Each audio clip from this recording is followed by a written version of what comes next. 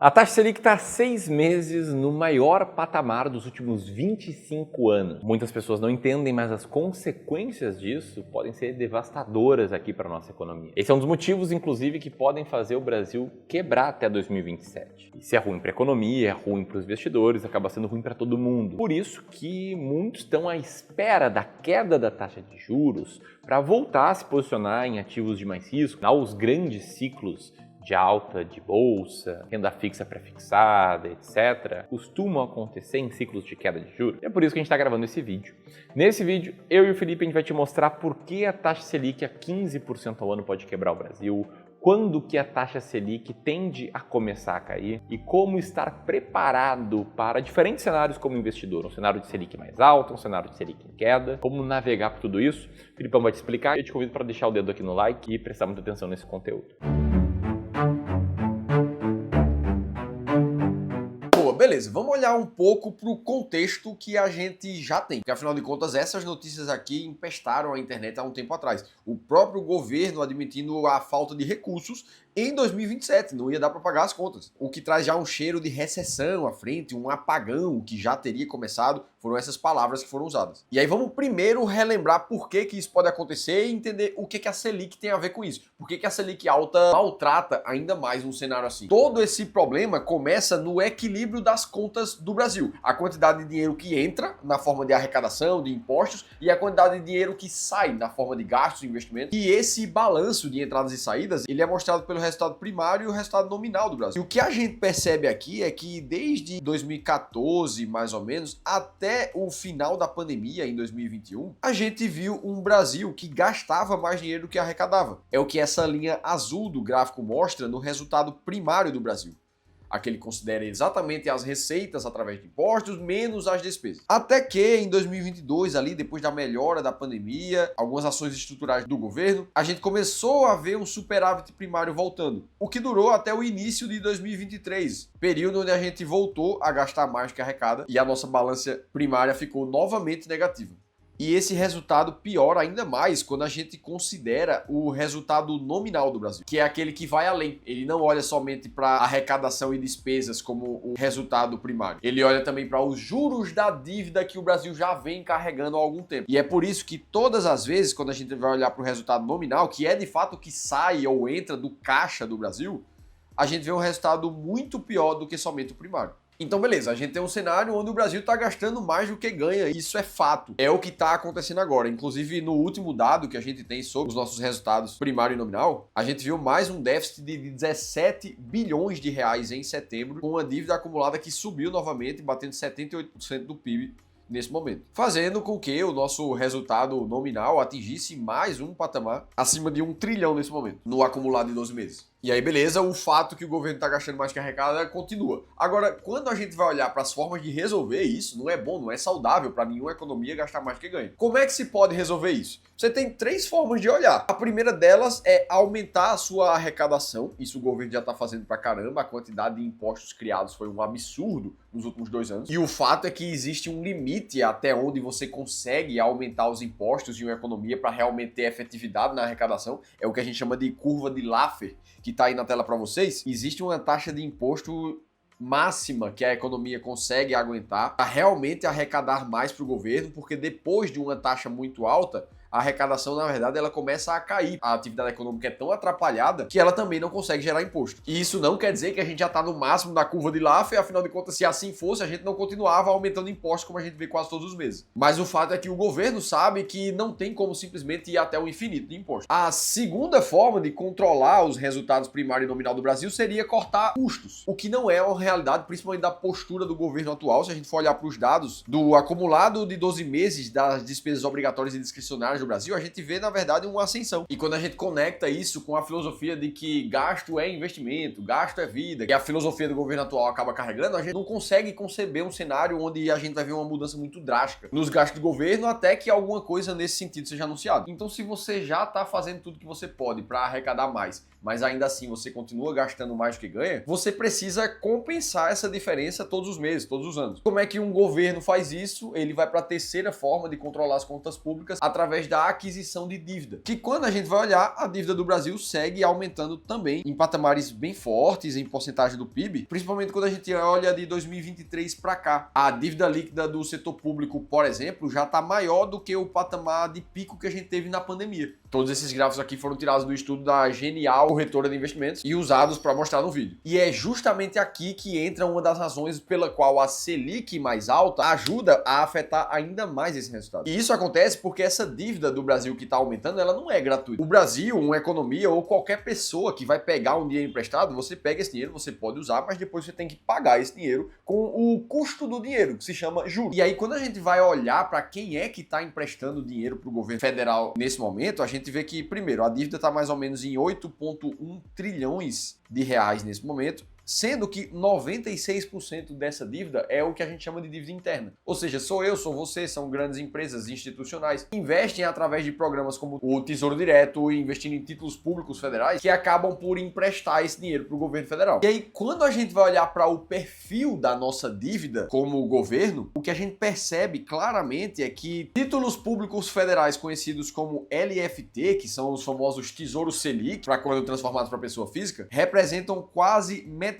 de toda a dívida pública federal nesse momento. Ou seja, em resumo, metade da dívida do governo hoje é atrelada à Selic diretamente. Logo, se a Selic está mais alta, esse serviço de dívida, os juros da dívida, fica muito mais caro diretamente. Aí a gente tem outros 15% da dívida federal hoje que estão em ativos pré-fixados, as famosas LTN, e 25% que estão em ativos atrelados à inflação. Ou seja, toda vez que o juros está mais alto, que a inflação estiver mais alta, a gente, como o Brasil, vai ter um juros mais alto para pagar, apertando ainda mais a balança primária e nominal e causando cada vez mais déficits, piorando assim a nossa situação fiscal como um todo. E é por isso que quanto mais tempo a taxa Selic também passar mais alta, pior fica a situação do Brasil. E aí, beleza, a gente chega a essa conclusão e é importante a gente salientar que a Selic alta não é o principal fator para a gente estar em déficit público. Esse é um dos fatores que pioram as nossas contas porque a gente já está com uma dívida muito alta. A verdadeira causa disso tudo é o gasto desenfreado do governo e a gente vai falar disso um pouco mais na frente. Agora, dito tudo isso, o fato é que a Selic alta não é boa para ninguém. Ninguém gosta de ficar vendo juros altos o tempo inteiro. Vamos então entender o que é que precisa acontecer para essa Selic começar a cair então. Porque afinal de contas, essa semana a gente teve a nova decisão de taxa de juros do Brasil e o Banco Central manteve mais uma vez em 15% essa Selic, o maior patamar desde 2006. E nesse ano de 2025 a gente só tem mais uma decisão de taxa de juros que vai acontecer ali nos dias 9 e 10 de dezembro. E nessa última reunião, o Banco Central ali enfatizou que vai seguir vigilante e que inclusive não hesitará em retomar o ciclo de ajustes caso julgue apropriado. Ou seja, o que é que ele está dizendo aqui? Se ele achar que tem que continuar subindo, inclusive a taxa Selic, ele vai fazer. Ou seja, é um tom mais duro, firme que ele apresenta aqui. E ele foi mais além ainda, definiu o que é que ele está observando para pensar ou em aumentar mais a Selic ou inclusive em baixar daqui para frente. E aí eles comentaram, entre os destaques que podem pressionar para cima a taxa Selic, eles apontaram a desancoragem das expectativas para a inflação, ou seja, maior pressão inflacionária daqui para frente, a resiliência da inflação de serviços, que custam ficar mais alta, e a conjunção política e econômica externa e interna, de uma forma mais abrangente, falando nas relações públicas que a gente está vendo, tanto aqui dentro quanto lá fora. Já para a queda da inflação, foi ressaltado a perda do fôlego da economia doméstica, se ela vier mais forte que o projetado, ou uma desaceleração global mais pronunciada, que também não deixa de passar pelas observações deles. Ou seja, em linhas gerais, o que o Banco Central está dizendo é que não vai ter queda da Selic até que a gente veja uma projeção de inflação mais baixa de verdade no Brasil. E esse vai ser sempre o racional que vai estar na cabeça do Banco Central. Porque, afinal de contas, funciona assim, ó. A gente tem o Banco Central aqui no Brasil, que funciona com total autonomia, pelo menos é isso que se diz nas atribuições do banco. Ou seja, isso quer dizer que a tomada de decisão deles não depende de política, de opinião, do que é que o presidente acha, mas as decisões são sim baseadas em argumentos técnicos, em o que é que eles veem de projeção para a economia, para tomar a decisão mais acertada para todo mundo. Beleza, o Banco Central é autônomo, mas qual é a principal função do Banco Central? O que é que ele nasceu para fazer? E inclusive aqui no site do próprio Banco Central a gente vê a única e principal atribuição dele. Ele nasceu para manter a inflação sob controle. É isso que ele faz. E para manter a inflação sob controle, ele usa políticas monetárias, como inclusive o controle dos juros. E aí todas as vezes que a inflação está mais alta, ou seja, a gente tem uma maior quantidade de dinheiro em circulação, com a economia economia aquecida e os preços começam a responder com altas, os juros mais elevados vêm para dar uma freada nessa economia, para dizer para todo mundo algo desse tipo. Ei, pessoal, o crédito agora, o acesso a dinheiro está mais caro, os financiamentos vão ficar mais caros, o que vai atrapalhar a compra de bens e serviços e logo reduzindo a demanda para que essa aceleração dos preços, chamada de inflação, comece a arrefecer, a ficar mais calma. Logo, com isso tudo, dá pra gente concluir que a inflação ela é o termômetro do Banco Central. Se ela continua alta ou pelo menos acima do que a gente queria, os juros vão estar se impondo para controlar isso ali. E aí, se a gente for para os dados, olhar para as expectativas de inflação hoje, o que o Banco Central vai estar olhando é para isso daqui, ó, a principal referência deles, que é o Boletim Focus, que quando se fala em termos de inflação do IPCA, para 2025 a gente tem uma inflação esperada de 4,5%, para 2026 de 4,2% e depois 2027 3,80%,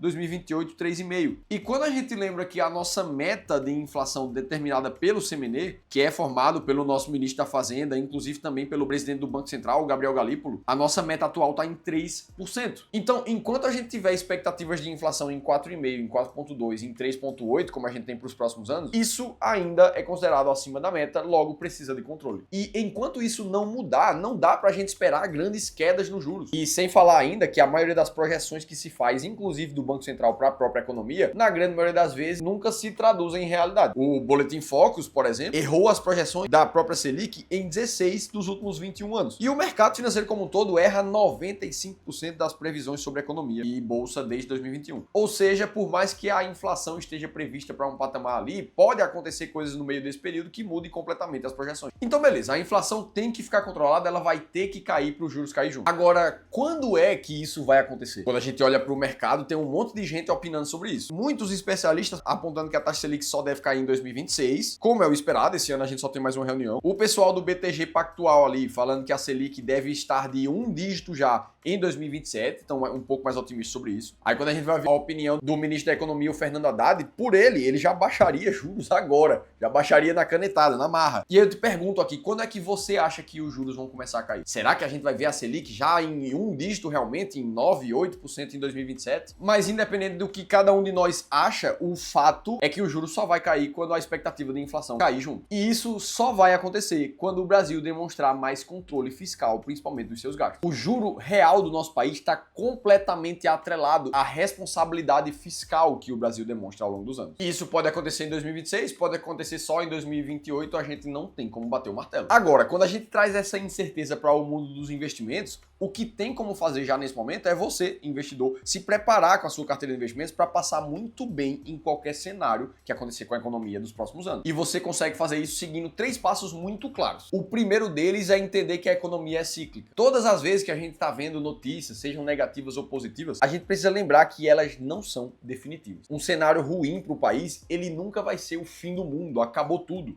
Do mesmo jeito que um cenário positivo não significa que a economia vai continuar positiva e se valorizando para sempre. O investidor profissional e racional de verdade, ele na verdade é anticíclico. Quando tá todo mundo otimista demais, ele tá muito mais preocupado em ser mais pessimista que a média. E o oposto também é verdade. Quando tá todo mundo dizendo que tá tudo ruim, que tá tudo péssimo, ele vai tender a ficar um pouco mais otimista. O que é que isso quer dizer? Que o investidor profissional, ele não vai entrar na emoção do mercado, nem negativa, nem positiva. Trazendo para a prática, para o teu dia a dia, é óbvio que você precisa se preocupar com eleição, com o controle fiscal do Brasil, com como é que está a taxa de juros, a inflação. Isso aqui é importante, até para você tomar decisões de opinião política mesmo. O que é que você vai fazer com o seu voto e tudo mais. Eu tenho a minha opinião, você tem a sua, e a gente precisa pensar nisso. Agora, para você tomar decisões como investidor, a gente precisa fazer um esforço mental para desapegar as nossas opiniões. Principalmente as opiniões políticas, que ficam para decidir o nosso voto, mas nunca para decidir a nossa carteira de investimento. A gente precisa separar claramente a nossa cabeça de cidadão e a nossa cabeça de investidor. Esse é o primeiro passo que vai te fazer ser um investidor assertivo que vai passar por qualquer cenário da economia. Beleza, feito isso, qual é o teu segundo passo? Você precisa ter uma alocação de ativos da tua carteira que seja resistente a qualquer cenário, que ganhe dinheiro em qualquer cenário. Vou te dar um exemplo de modelos de carteira que a gente utiliza aqui no Clube do Valor, como por exemplo esse que está na tela para você, que a gente chama de modelo sofisticado.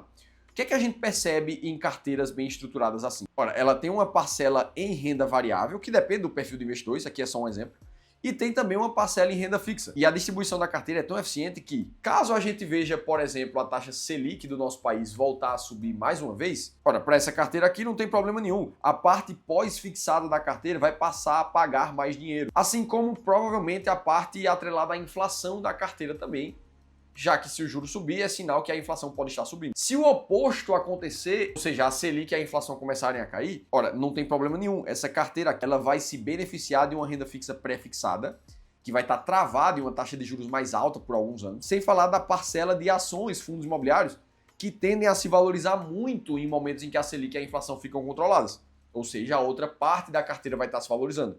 E nesse bom balanceamento ao longo do tempo, o que a gente tende a ver no longo prazo é um resultado muito, mas muito acima da média, como foi o modelo sofisticado de investimentos, por exemplo, que ficou bem acima do CDI e bem acima do Ibovespa nos últimos 20 anos. É um resultado que é praticamente o dobro do CDI. Então ter uma estrutura de carteira muito clara como essa é o teu segundo passo. E o terceiro é o principal, apesar de ser o mais difícil. Você precisa fazer rebalanceamentos estruturais frequentes dessa tua carteira. De preferência a cada 3 meses, que é como a gente gosta de fazer aqui no clube. O que é que isso quer dizer? Ora, você vai voltar para a tua estratégia e você vai perceber que essas porcentagens ideais da carteira, elas vão se movimentar ao longo do tempo. A renda fixa de inflação que você queria ter 20%, pode ser que daqui a pouco se transforme em 15%, em 17%, de acordo com o movimento do mercado. Qual é a tua única e principal função? Você precisa sempre voltar a porcentagem para o ideal que você queria. Se tua renda fixa inflação, mais renda fixa inflação.